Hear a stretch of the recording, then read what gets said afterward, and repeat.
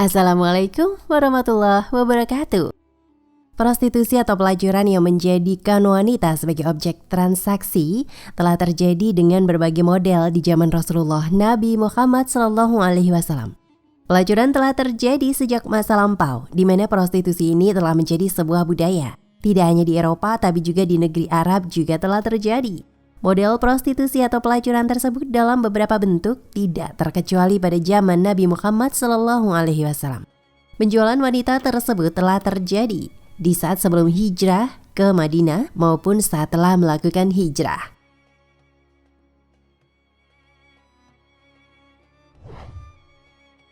Bentuk dan model pelacuran zaman Rasulullah Nabi Muhammad SAW. Dari riwayat Aisyah, sesuai dengan hadis riwayat Al-Bukhari, Sayyidatina Aisyah radhiyallahu anha menjelaskan bahwa ada 4 model atau bentuk berhubungan pada zaman jahiliyah, yakni pertama, kawin seperti hari ini. Setelah Islam datang di dunia Arab, seorang pria akan meminang wanita atau anak perempuan kepada wali perempuan tersebut, kemudian membayar mahar kepadanya, selanjutnya menikahi dan mencampurinya.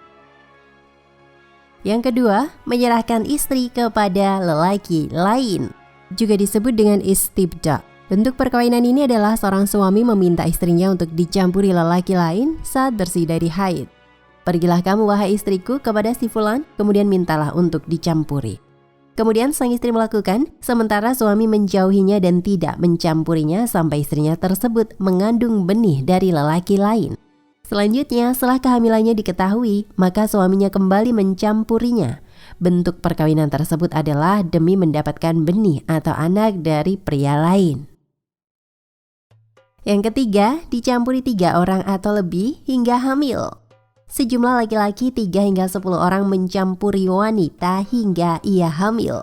Dan ketika telah selesai melahirkan, maka sang wanita memanggil ke semua lelaki tersebut dan memilih siapa yang ia sukai sebagai ayah dari anak tersebut. Tidak ada yang boleh menolak ketika dipanggil setelah melahirkan, serta yang dipilih tidak boleh menolaknya. Keempat, wanita melacurkan diri.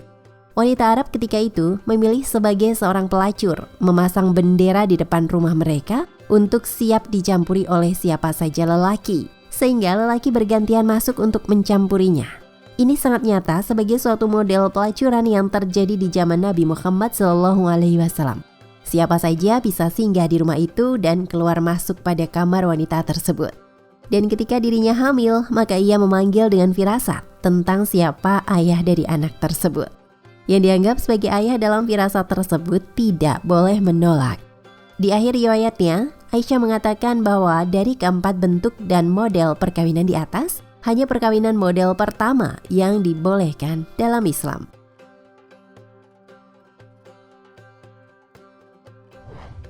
Prostitusi ada sejak zaman Rasulullah.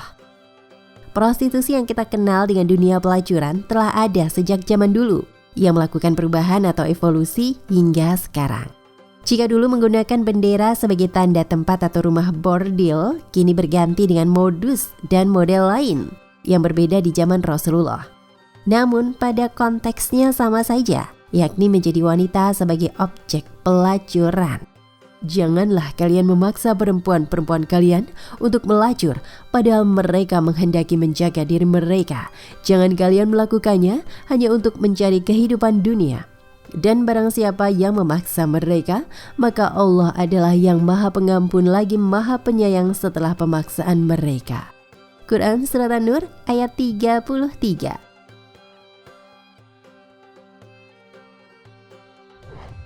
Kisah mucikari zaman Rasulullah. Objek wanita yang menjual diri melibatkan pula mucikari di zaman Rasulullah Muhammad SAW. Dia adalah Abdullah bin Ubay, memiliki 2 orang budak bernama Masikah dan Mu'azzah. Keduanya dipaksa oleh Abdullah bin Ubay untuk melacurkan diri dalam prostitusi di bawah kendali Abdullah bin Ubay. Ketika Islam datang, 2 wanita tersebut masuk Islam dan menolak untuk melacurkan diri lagi selamanya atau bertaubat. Maksiat prostitusi dan perzinahan ia jauhi, sebab sebelum masuk Islam, mereka telah menjadi budak Abdullah bin Ubay yang dimanfaatkan. Menjadi budak Abdullah bin Ubay yang dimanfaatkan dengan dijual kepada laki-laki, dengan dijual kepada lelaki yang hendak menikmatinya. Selain tokoh munafikun, Abdullah bin Ubay adalah seorang mucikari. Ia juga memaksa budak perempuannya untuk melacur. Cara ini ditempuh tidak lain adalah agar ia memperoleh keuntungan dari hasil prostitusi tersebut. Selain Mu'azzah, dia juga punya budak bernama Masikah. Dan ketika keduanya menolak untuk bekerja lagi sebagai pelacur, Abdullah bin Ubay bertanya, "Mengapa kalian tidak lagi melacur?" "Tidak, kami tidak akan lagi mau melacurkan diri," jawab keduanya. Kemudian Abdullah bin Ubay memukul keduanya dan turunlah ayat tersebut. Si cantik Mu'azzah Al-Kisah, selama hidupnya, Mu'azzah senantiasa merealisasikan butir-butir dalam perjanjian dan perbayatan meskipun ia adalah seorang budak. Ketika Mu'azzah masuk Islam dan membaiat Nabi Muhammad SAW, dia masih menjadi budak Abdullah bin Ubay yang ketika itu mempunyai seorang tawanan lelaki. Abdullah selalu memukul Mu'azzah agar tawanan itu bisa melacurkannya sampai ia hamil, lalu mengambil anak hasil pelacuran tersebut sebagai barang dagangan. Dan perdagangan tersebut Abdullah bin Ubay bisa mengeruk keuntungan. Sementara itu Mu'azzah sebagai seorang muslimah yang harus menjaga kesuciannya tentunya tidak mau menjerumuskan dirinya ke dalam dunia hitam tersebut. Al-Qardawi mengatakan Nabi melarang mencari mata pencaharian dengan usaha yang kotor ini, betapapun tingginya bayaran yang diperoleh. Beliau pun tetap tidak memperkenankan setiap apa yang dikatakan karena terpaksa, karena kepentingan atau untuk mencapai sesuatu tujuan. Motifnya supaya masyarakat Islam tetap bersih dari kotoran-kotoran yang sangat membahayakan ini. Mu'azzah adalah seorang wanita muslimah yang menjaga kesucian dan kemuliaannya, sehingga sejarah mengenangnya dengan penyucian diri dan kemuliaan, meskipun dia hanya seorang hamba sahaya, bukan wanita merdeka. Akhirnya pertolongan Allah pun datang. Mu'azzah dimerdekakan lalu menikah dengan Sahal bin Qirtah. Sungguh Allah Subhanahu wa Ta'ala telah memuliakan wanita muslimah ini hingga turunlah ayat Al-Quran yang berkaitan dengan dirinya, di mana ayat tersebut menjelaskan tentang penolakannya untuk perbuatan zina, sebab dia adalah seorang muslimah yang telah dididik oleh Islam dan mengetahui tentang kewajiban menjaga kesucian diri dari hal-hal yang hina. Riwayat lain, penyebab turunnya surat An-Nur ayat 33 memang banyak versi. Dalam riwayat lain dikemukakan bahwa nama budak Abdullah bin Ubay itu Masikah dan Amimah, yang keduanya mengadu kepada Rasulullah SAW karena dipaksa melacur. Maka turunlah ayat tersebut. Diriwayatkan oleh Muslim dari Abu Sufyan yang bersumber juga dari Jabir bin Abdillah. Namun ada juga riwayat lain yang menyebut ayat ini turun berkaitan dengan Masikah, budak milik seorang Ansor. Ia mengadu kepada Rasulullah bahwa tuannya memaksanya untuk melacur. Diriwayatkan oleh Al-Hakim dari Abu Zubair yang bersumber dari Jabir. Riwayat lain dikemukakan bahwa Abdullah bin Ubay mempunyai seorang budak yang suka disuruh melacur sejak zaman jahiliyah. Ketika zina diharamkan, budak tersebut tidak mau lagi melakukannya hingga turun ayat tersebut. Diriwayatkan oleh Al-Bazar dan At-Tabrani dengan sanad yang sahih yang bersumber dari Ibnu Abbas. Diriwayatkan pula oleh Al-Bazar dalam sanad yang dhaif yang bersumber dari Anas, dengan tambahan bahwa nama jariyah itu Mu'azzah. Lain lagi yang diriwayatkan oleh Said bin Mansur dari Sya'ban dari Amir bin Dinar yang bersumber dari Ikrimah. Dikemukakan bahwa Abdullah bin Ubay mempunyai dua orang budak, Mu'azzah dan Masikah. Keduanya ia paksa untuk melacurkan diri. Berkatalah salah seorang di antara kedua jariyah itu, sekiranya perbuatan itu baik, engkau telah memperoleh hasil banyak dari perbuatan itu. Namun sekiranya perbuatan itu tidak baik, sudah sepantasnya lah aku meninggalkannya.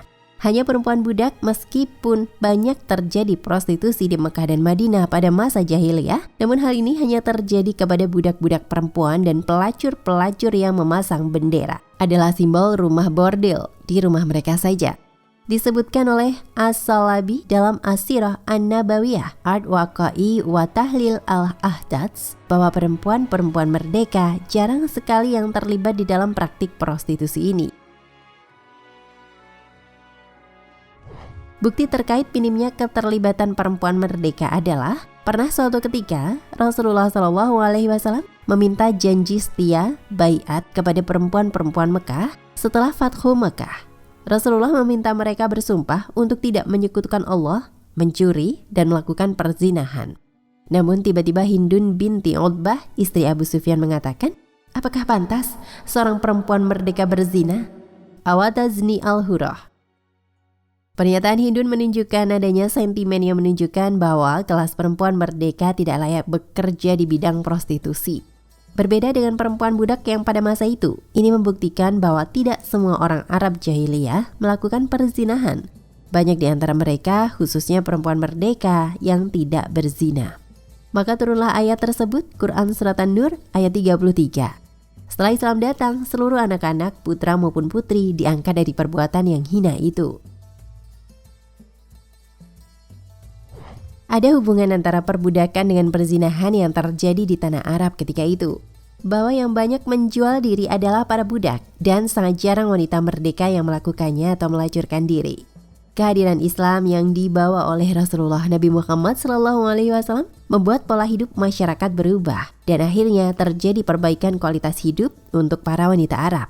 Bahwa model yang dipakai adalah model atau bentuk pertama di atas dan prostitusi serta maksiat zina diharamkan serta diberikan hukuman berat atau rajam.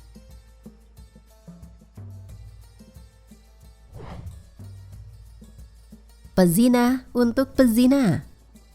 Anak adalah wanita penggoda yang terjebak dalam dunia pelacuran di Mekah dalam kisah di zaman Rasulullah. Namun anak telah jatuh hati dan dekat dengan Marsad. Hingga suatu ketika Marsad hendak menjemput budak di Mekah. Dan ia bertemu dengan anak dalam sebuah tembok di Mekah. Di bawah cahaya terang bulan, mereka bertemu di tembok itu lalu saling menyapa. Anak menyapa, "Hei Marsad." Marsad pun menjawabnya, ya." Selanjutnya anak menggoda, "Selamat datang Marsad, ayo." Singkat cerita, anak dan Marsad tidur bersama malam itu. Anak menggoda namun Marsad kemudian menolak godaan tersebut.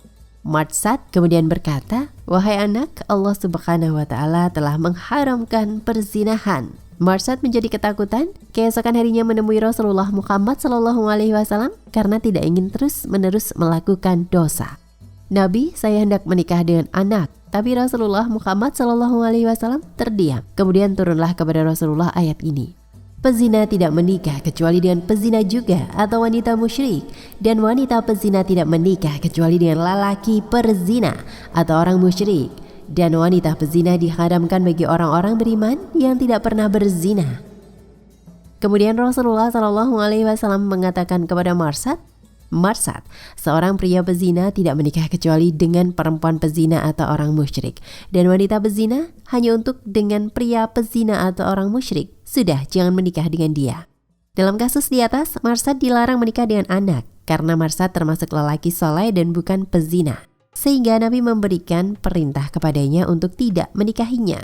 Kehidupan jahiliyah di zaman sebelum datangnya Rasulullah, Arab Saudi begitu kelam. Harga diri wanita tidak ada di mata seorang lelaki dan mereka ditempatkan serendah mungkin.